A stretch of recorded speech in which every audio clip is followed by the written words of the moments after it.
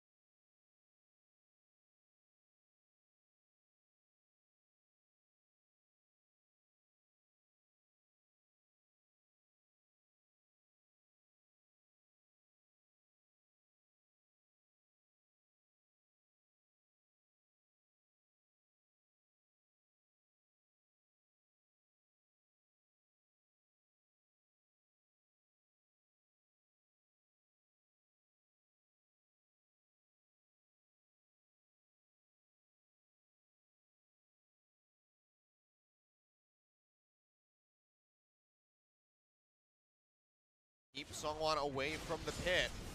Going lower, Ray's going out, jumps in, gets the kind of down in onto lava, but that's going to be the slicing maelstrom, and Ray's goes insanely low. Songyun dashing forward, putting the spears into him, trying to get the pop there onto the J4. They go back over to the Baron, but he can't quite get it yet because the Devour comes through, and Roach is going to be the first one that finds the kill as Songwon goes down. Now looking for more. GA gets popped, he comes back up, Soul coming in, jumps over with the Devour. And Secret tries to keep him alive, and Roach is just going man mode, finds the stun into the wall from Songyun, but now might have overstepped, has to try to kite back, but he gets slowed up, locked up, and his GA will get popped. Secret yet again, just a Devour machine for Soul, trying to keep him alive and in the fight. Will do so, as Roach finally does go down, multiple GAs popped, but the Baron maybe ultimately going over to ROX Tigers as they started up yet again, and they have the Callista Spears for the confirm. Yeah, 3v3, but like you say, no smites, only a single rend, but the rend is enough for Kongdom Monster to disengage. They realize they have no realistic ability to secure. Let's see whether Rend does secure it. Well, it's mostly a 1600 health, so about 1300 worth of Rend. A Q from Vladimir, they pick it up. Another messy fight. It was 3v3 by the end of it, so 2 kills on both sides. Raze takes so much damage, and the Baron almost takes him down himself. Then you see Linda around the back line, and you shift, and you're like, okay, ROX Tigers have got this. The enemy jungler is DPS'd out. The other members DPS'd out. But the only kill that's secured early is onto Raze. Both junglers down, and no threat onto Songyun. Threats disengaged onto Soul as well. Comically long fight for what has ended up being an extended game 3. Very nice Devour from Secret to take away the tides of blood damage. You're right, he was on point in multiple cases in that fight. 2 for 2, but the Baron objective is the best news for ROX Tigers in the last 15 minutes. Whew. Well, 11-7. Yeah, so we're going up to 42 minutes now in this game. What's the last item here for Soul? He's waiting on it. Oh, he's just got to draw his fist. We're going Frozen Mallet. We've got Tank Kog'Maw enacted. I like it. I haven't seen that this season, but was an old special on the Kog'Maw. Could also be Steric's Gage, I guess. You know, could be. That was the classic Callista build from ages past. Doesn't really have health from other sources, so with the latest Steric's Gage, doesn't work on range champions either. So let's remove that. It's going to be Frozen Mallet. You're right. That was a change that happened. No longer the Wraith tank Callista, ruining our games. So Frozen Mallet eventually, but that means he's sold the Overshield for not a lot of stats. A bit of a weird sell there for Soul. Probably would have preferred the Overshield over just a bit of health, and he's getting chunked. Especially as he does get chunked out there. A bit of shielding coming through the Orianna, having to throw the ball on him just to try to keep him in the fight and deny some of that burn damage from this Elder Dragon. Managed to hold off here for the moment, but you can see ROX just turning their sights over onto that top lane, looking to get rid of that final tier 2 turret. So they just have nothing remaining other than the inhibitors to be concerned about. Bringing out this minion wave in topside. ROX have been better at playing their side lanes than Kongdom Monster, so that is the final inner turret taken out. Looking to try to break the base here, but easier said than done unless Edge does use a shockwave prematurely. To avoid that, needs to wait for the golden moment. So ready to go, Linderong just jumping forward, immediately throws down that Hemo plate, catches 3 members, takes them low, but doesn't find any kills. But in the meantime, ROX have broken through the inhibitor line. They got rid of the turret. This should be a very easy take on the inhib itself, as Soul is trying to fire away, but just can't really get into position to chunk down the members of ROX. I really like what Linderong did there. He knew his role, flash ult, threatened an all-in, but was really only zoning with the Hemo Plague. Enough, a successful zone, you'd have to say. Base finally broken at 44 minutes into the game. 30 seconds left on the Baron buff. Item caps soon for basically every champion on the Rift. Can Kongdom Monster find the way to actually have access to a frontliner for this very fed, and well, very farmed, I should say, Kog'Maw actually take it down? They can play front to back very well. They can burst with Edge, but the squishier members of ROX Tigers have never been grouped, and the moment a Hemo Plague and a Vladimir rushes at the backline of Kongdom Monster, they move back, and inch by inch, they lose objectives.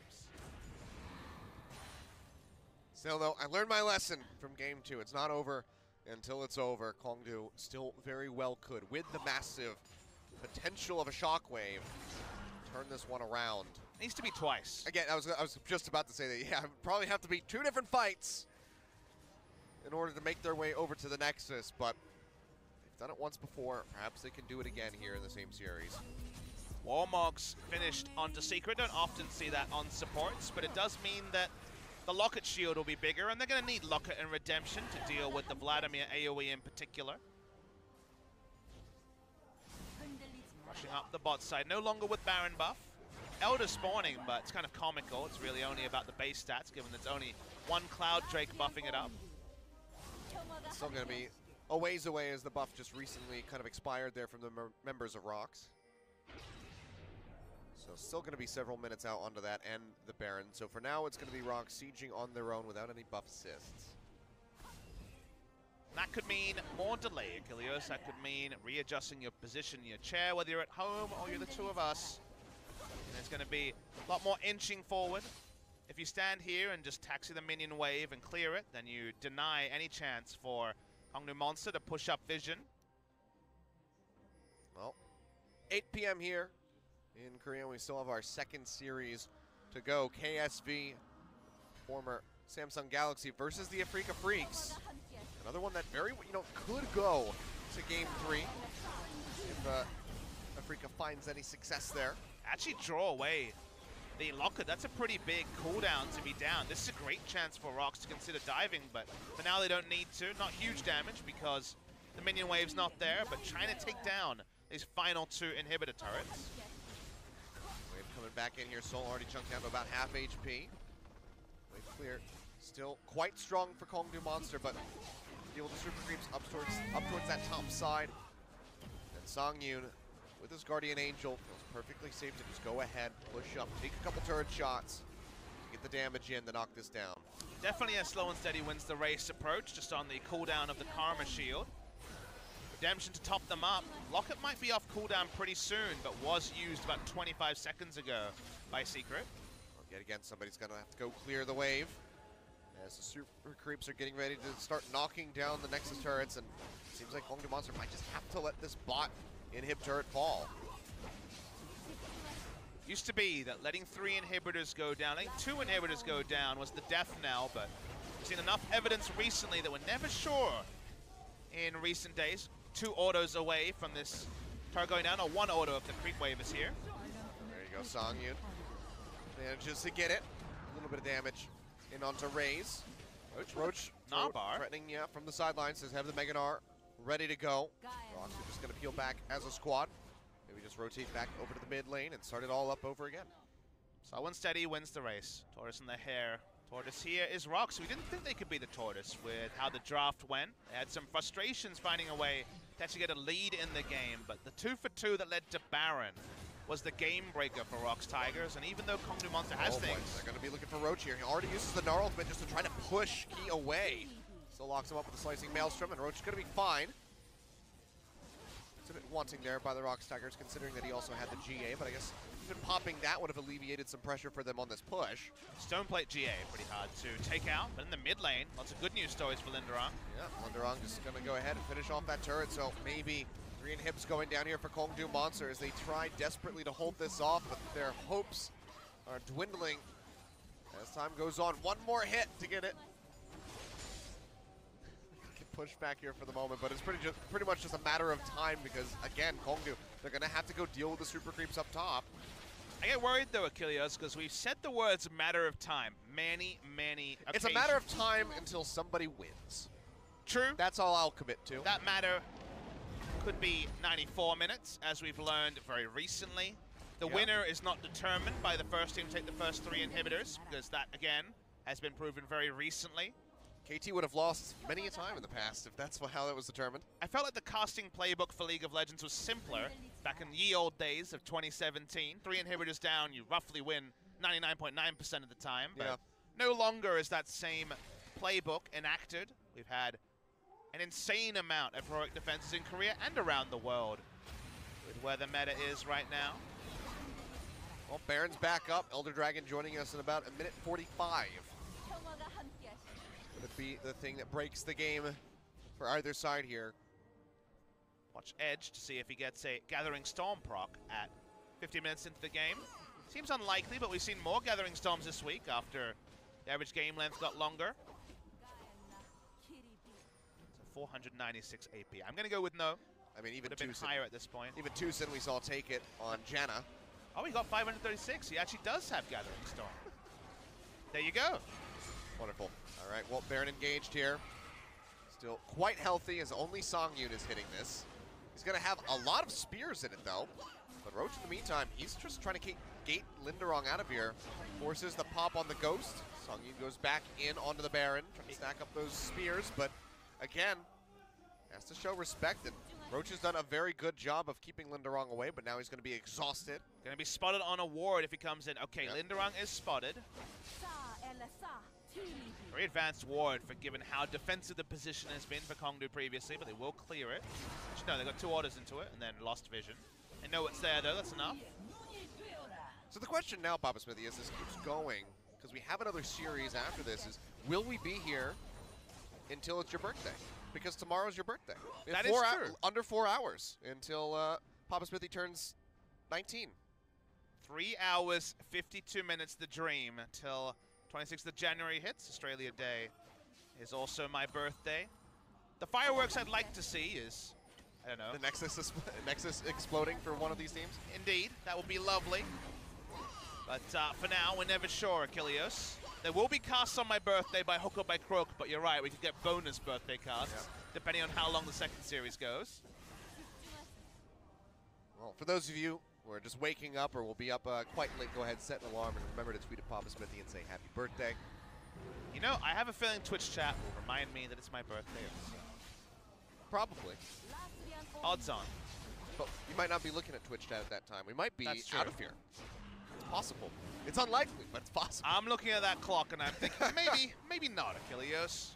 This new meta, this glorious 50-minute meta that we are living in, if we see a sick last fight, a huge outplay, something akin to Edge's amazing play in the previous game, you can be okay with that. You can feel good about some of the time, but if it's a bit more meek, then it's not as good. As Kongdu Monster and ROX are threatening action, well, we see it. I'm about happy to be raised, goes in with a flag and drag. Shockwave comes through, brilliantly finds Keaton, doesn't do a whole lot of damage, but Linderong's going to find the first kill of the fight as Edge goes down. Soul also going dangerously though, will get popped at the end. A double kill going over to Songyun, now looking for more, making a triple kill. Can it be the Quadra?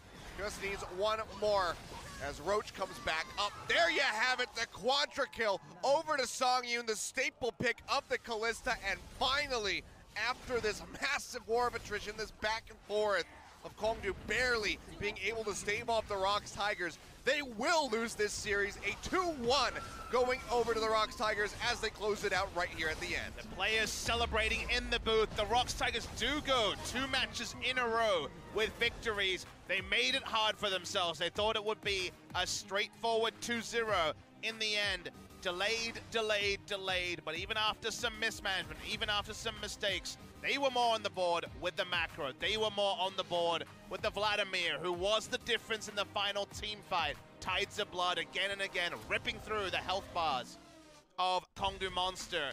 And Kongdu Monster will be frustrated. They are no longer on the losing streak. They were able to win game 2, but that required heroics from Edge, the man in the mid lane. Will lose their second series in a row, and even though it's been a better re-entrance to the LCK, it hasn't necessarily been a fruitful one for Kongdu Monster. Yeah, going to be falling down to a neutral 0 as far as their game score is concerned. 1 win, 2 losses now there for Kongdu, and that will slide them a ways down the list, as they should be sitting just above Afrika Freaks and SK Telecom at the moment. We'll get a look at that final fight. Everyone rushes at Edge, and you know, if Edge is in the backline, being a quarterback as the Orianna, healing, shielding, and doing damage with Soul, fights go the way of the late game Orianna. But one of the reasons Orianna hasn't been preferred is that people are tanky these days. You don't get the burst with the Shockwave that you used to. Was able to be zerged down largely by Linderong. That's why we see some breaths of just, I would say, elation from the ROX Tigers. They're relieved they were able to get over the line. Plenty to VOD review for both teams. Messy best of 3 between ROX Tigers and Kongdu Monster, but there has to always be one victor, and on this day, it's ROX. Yeah, if Edge was the quarterback, then he absolutely got sacked there right at the end. Very hard fought loss there for Kongdu Monster. They tried to hold out, but unfortunately unable to do so, especially after such a spectacular come-from-behind victory there in game number 2. But ROX Tigers can breathe easy for the moment. They'll advance very slightly up the ladder, as they should now have that +1 scoreline, or that +1 scoreline. +1 scoreline would be very bad. I mean, just being at 2-1 is the more important thing early in the season. As the season goes on, the game score might separate 5th and 6th and certainly be important. But for now, moving to 2-1 this early is better than expected for the ROX Tigers. Not a lot of people, including myself, had high expectations for the team, and that may be proven incorrect or correct as the season goes. All we can say is for now, we are on the back of a Game 3 victory for the ROX Tigers as Linderong, after some helping hand from his good friend Sungwon in the jungle, ran away with the game. Yeah, and you gotta say, really surprising to actually see the very small amount of damage by comparison coming out of Seoul with that Kog'Maw, doing less than the Orion on his squad, and very, very far behind the Gnar as well. Just never really could get into a position where he could fire off with the W and just melt people down, so he didn't have that much of an impact in the fight. He was pretty much relegated to just clearing out waves. And that's why with certain comps, like Vladimir Kennen, you think, okay, what does Kog'Maw do in the late game? But how does he do away from an open lane? Because this was in terrain around the enemy blue buff, where there was terrain that kind of corralled people left and right. 94% kill participation. A Scorch for laning phase. He didn't want to take Gathering Storm against Gnar. That was smart on the side of Linderong, but regardless, victory there in the MVP. 200 points, joins a cavalcade of people at 200 points, including Ambition, who we will see in our second series of the night. It was the early game where it felt like every time the Ignite was up for the first 2 uses, there was a kill that got the Vladimir going, and what is an indifferent, and if anything, Gnar-focused matchup. Ignite back up, so was Hemoplague. Goodbye to Roach, and while Roach eventually got back to kind of normalcy in the lane, it took so long that they missed out on 30 minutes of Gnar actually having lane control over Vladimir. I mean, I believe it took about 5 deaths, and then Roach was able to start swinging his way back into a favorable position, but even then, still had gotten himself picked on even when he was doing nicely in his trades versus Linderong. But ultimately, at the end, it's going to be that rush down onto the Orianna to just eliminate her from the fight. Now, that massive Hemoplague to amplify the damage of his teammates, that's what really gives Linderong credit for this MVP win. And I wonder if in the next patch, when we remove the quest from the GP10 item, when Frostfang and Frost Queen's Claim no longer has the quest, whether Vladimir will still be as possible, because then you will have to go into Ghost in these scenarios. You won't be able to trade upon the movement speed, the 1 second speed up on spellcast that you get from the quest line. The GP10 will mean you don't have the gold lead as early. It'll feel like only Gangplank will be able to go full investment banker. But as it stands right now on 8.1, you get any sort of a start on Vladimir, the reliability of being a late game terror gets higher and higher. And whenever Vladimir is reliable, he's always going to be a staple of the meta. Yep. Just right here. Shockwave self down onto Edge, only finds 1 because of the Sanguine pull, and then he just gets popped immediately thereafter. Not a lot of video games to be played by either Soul or Edge in this particular fight. Dogpile worked. He was skirting so low with his health bar this entire time.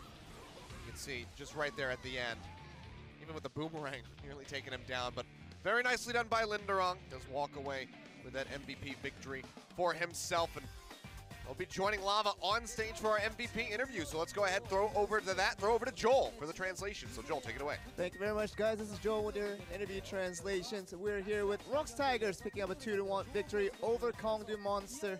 And we're here with today's MVPs for the series, Lava and Linderong.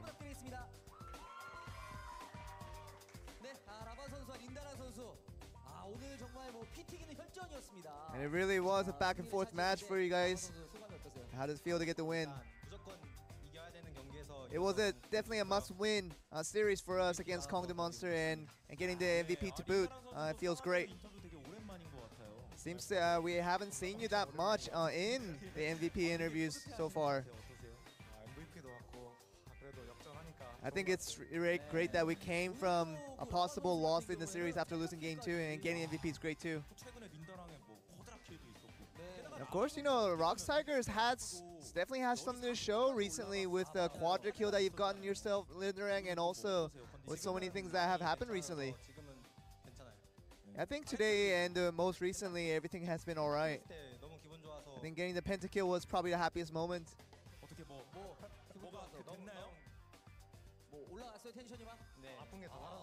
Definitely increased the tension. Well, let's look at the pentakill and have yourself to reiterate that emotion of what you felt during that moment. Yeah, I just told everyone, let's dive to the fountain, take the laser. And it's definitely ready. And everybody was going back and forth whether to go in or not, but I'm glad that everybody was decisive at the very end.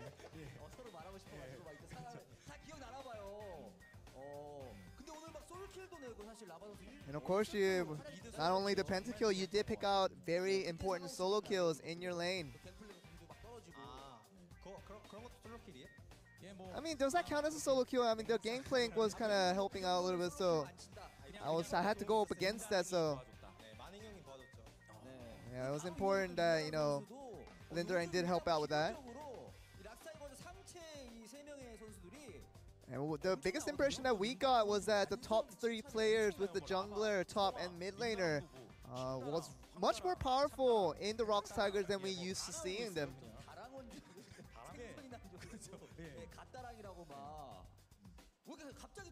And what has caused a sudden change in you, Linderang? I think even from our practices, we focus more on teamwork, and I think that was the key to opening a new evolution of our team, and I think we've done a little bit of that and show what we are able to do. And Lava, you haven't showed a big champion pool until recently, now showing Galileo and the Corki and a lot of these variety picks that we haven't seen from you before.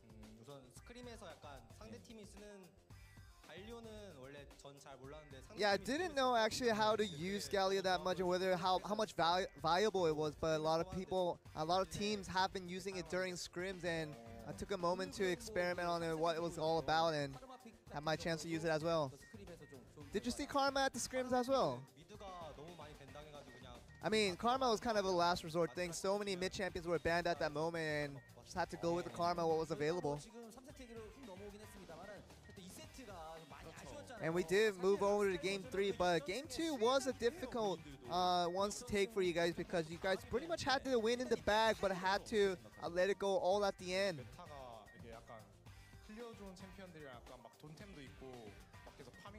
Yeah, I know, it's all these different champions that have these dynamics with the gold variancies that sometimes you don't know how powerful they are in the late game, but we kind of underestimated them, and we just try to sneak under them, try to crouch under them, and hopefully just get a few hits on to the next, and obviously that didn't work out too well.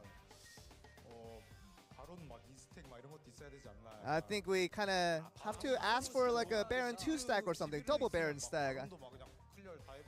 Yeah, because right now the minions doesn't seem that much strong at the moment, even with the Baron buff on it. And a lot of people do say that the stopwatch does lead to a very strong early game into a very good late game as well. I mean, at level 6, you do get your ultimate, and at the same time you do have the stopwatch with it, so it's not a very fair assessment to pick. If it was available from 10 minutes onward, for example, that would be a much fair comparison to put. And after the second game that you guys lost kind of in a bad way, the coach came in. He didn't seem too unhappy, and he was seemingly cheering you guys on. Yeah, he told us just forget about it and just focus on getting the third game correct. And Linderang, you did pick out the Vladimir in the top lane for game 3. And we thought really the initiation that you put out for your team was quite incredible. And this was the ending team fight, essentially. What was the most important communication within that as a Vladimir? I really do like making rotations with Vladimir and just coming at from angles where people don't expect.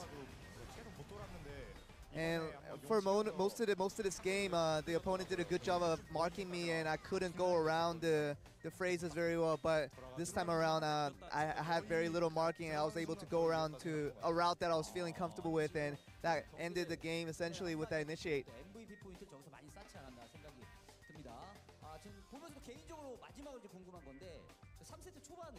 And of course, going to the third game, we want to talk about something that I was personally curious about. You saw the Jarvan flashy Q. Thank you. Glad we finally into a very confusing result to that play. Yeah, I think he just had a little bit less sight to work with.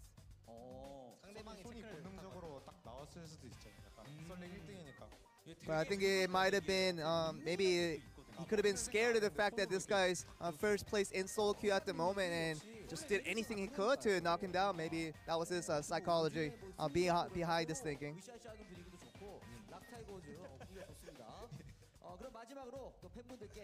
And of course, the last question would be if you have anything to say to the fans out here today.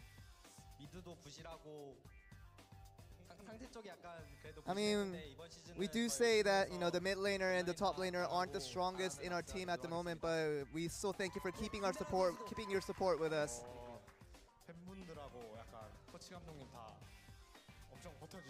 And all the fans and even the coaching staff held on with us and kept their faith in us, and well, for the faith that you guys have in us, we're gonna just work that much harder to get even better.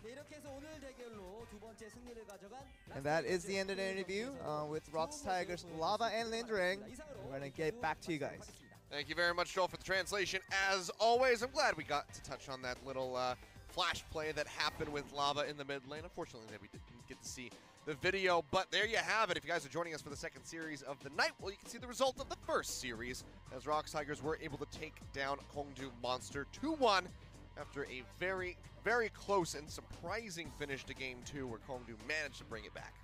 Bit of a messy series, pretty meandering. Some very nice plays of Edge in Game 2 was the big highlight there on the Azir 5-man Emperor's Divide. What does it all mean? Well, for the standings this early, a lot. ROX Tigers now 2-1, positive game score.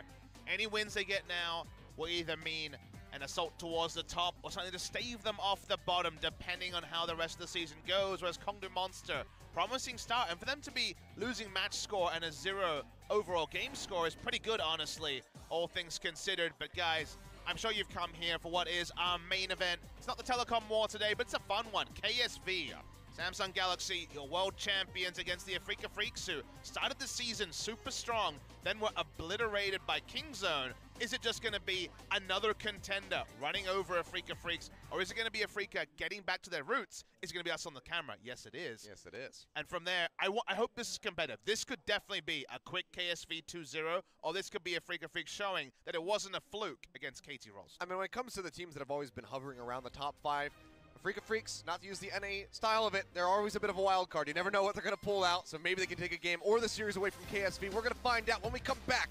In about 20 or so minutes, going to let the players get set up, so stay tuned. We'll see you guys then.